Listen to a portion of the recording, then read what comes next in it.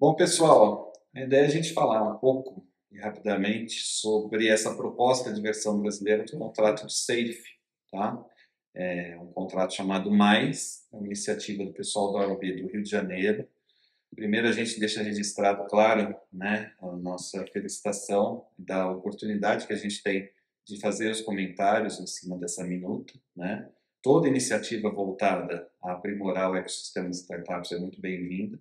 A gente vai fazer comentários breves a partir da nossa experiência, né? Que a gente já tem visto que em cima dos investimentos anjos em startups vem sendo aprimorado ao longo dos últimos anos. Tá? Antes até de avançar nos comentários, é importante esclarecer o contexto, né, e os critérios que nós utilizamos para fazer essa análise da proposta encaminhada, tá?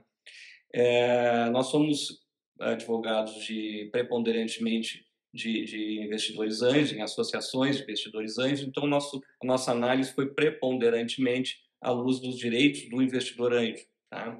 Então, o primeiro ponto que a gente focou foi a efetiva garantia na prática, né, dos direitos numa hipótese da startup dar certo, que é o primeiro cenário, que é o cenário que todo mundo espera, né?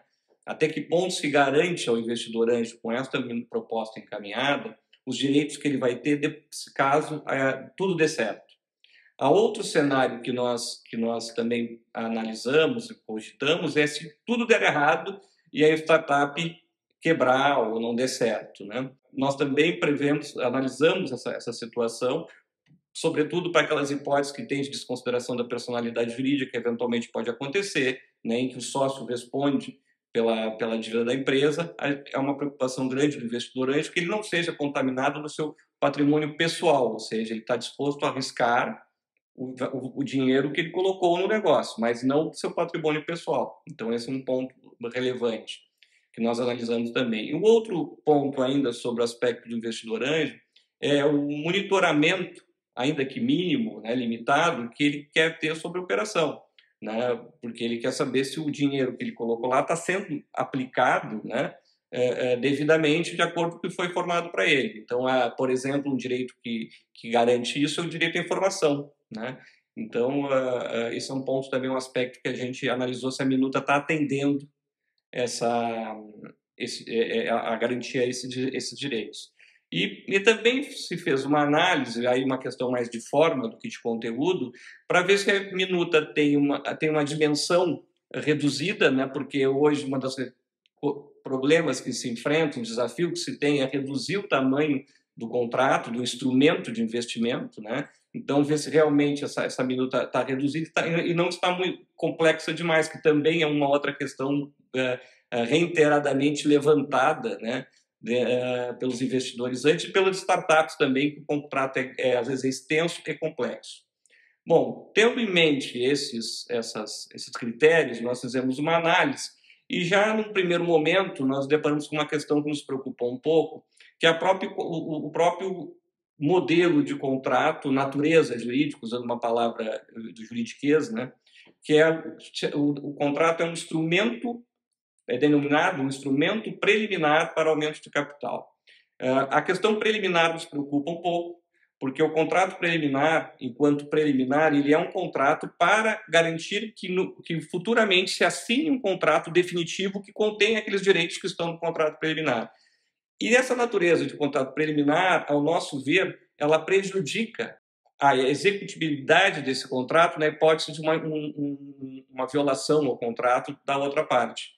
Então, esse é um ponto, até o João vai tratar isso de forma um pouco mais detalhada na sequência. Tá? Um outro ponto que a gente se preocupou um pouco é em tratando-se de um instrumento para aumento de capital, né, ainda que preliminar, ele aproxima, ao nosso ver, a figura do investidor do sócio. Enquanto que, por exemplo, no mútuo conversível, que é o modelo que hoje a gente usa com mais regularidade, ele tem duas etapas. Na primeira etapa, enquanto ainda não há a conversão de participação societária, há uma clara posição do investidor enquanto mutuante, ou seja, aquele que empresta dinheiro e é um credor da startup.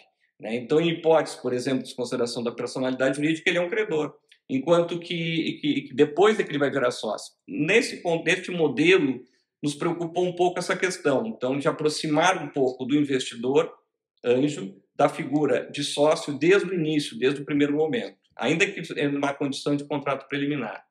Bom, avançando em outras questões que nós entendemos que a gente poderia contribuir para melhorar um pouco, a proposta encaminhada seria, por exemplo, a gente percebeu que faltam obrigações que normalmente constam nos outros contratos para os fundadores, sócios fundadores, tais como o dever de informação, que eu já falei anteriormente, né? A cláusula de lock-up, também, que é importante, que o investidor anjo investe muito mais no sócio fundador do que na empresa em si, né, conceitualmente falando. Então é importante que a gente garanta que esse sócio fundador permaneça na startup por um período mínimo de tempo. Né? Então a gente sentiu falta também de alguma dessas obrigações que normalmente constam em outros contratos. Também sentimos falta do voto afirmativo, que nada mais é que uma anuência, né? A previsão de que o investidor anjo tem que anuir a determinadas operações de grande envergadura que há, quando eu digo anuir, é aprovar, né? Operações de grande envergadura que a startup venha a fazer, como, por exemplo, uma fusão, uma aquisição, né? Se isso ocorrer, nós entendemos que é importante que o investidor anjo que aportou aquele capital participe dessa decisão, não decisão de administração, de gestão, não é isso, mas essas decisões mais estratégicas ele esteja lá para poder garantir que até contribuir com a sua experiência, né, para essa tomada de decisão. Também sentimos falta do que geralmente consta nos contratos de mútuo conversível, é o vencimento antecipado, a cobrança antecipada, a possibilidade de cobrança antecipada desse valor investido nas hipóteses em que há uma violação contratual intencional por parte da startup.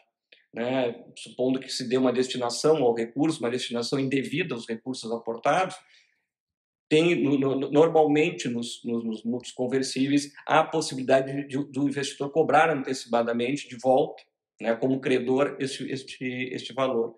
Nós não identificamos nesta minuta nada explícito nesse sentido.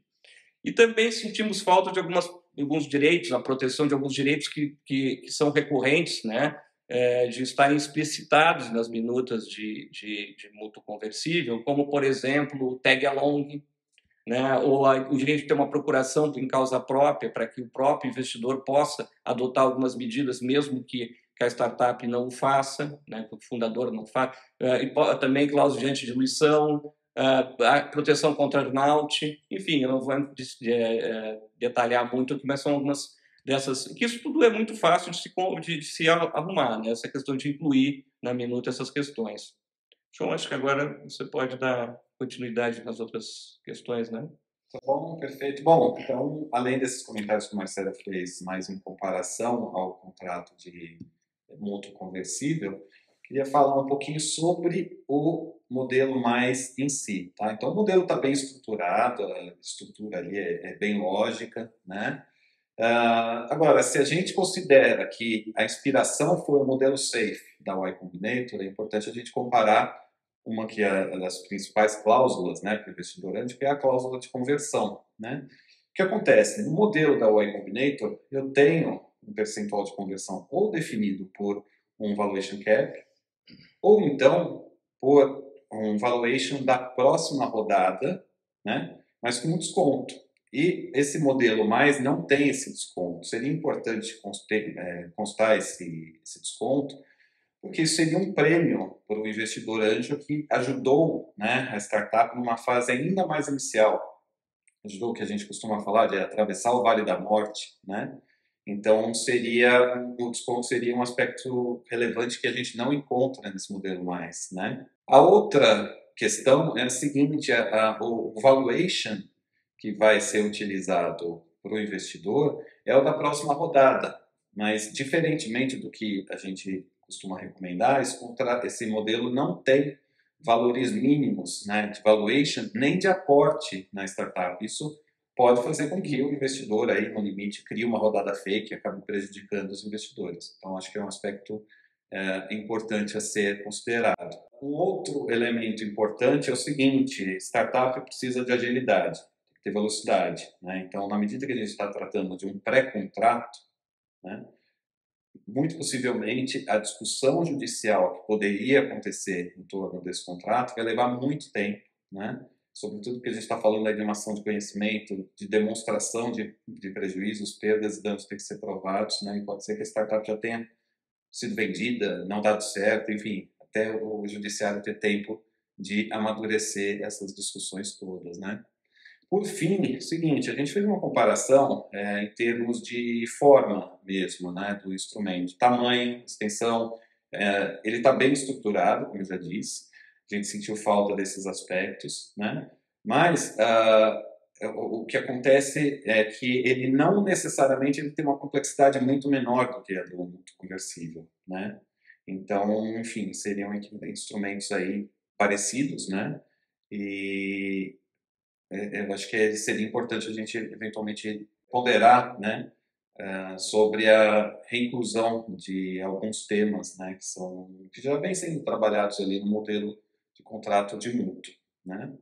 Então é isso, né. Essencialmente a gente queria levantar alguns pontos sobre esse modelo. De novo, a gente acha muito válida essa iniciativa. A gente parabeniza os colegas que foram adiante e criaram, né, esse novo modelo. Claro que todo modelo tem que ser abrasileirado, né?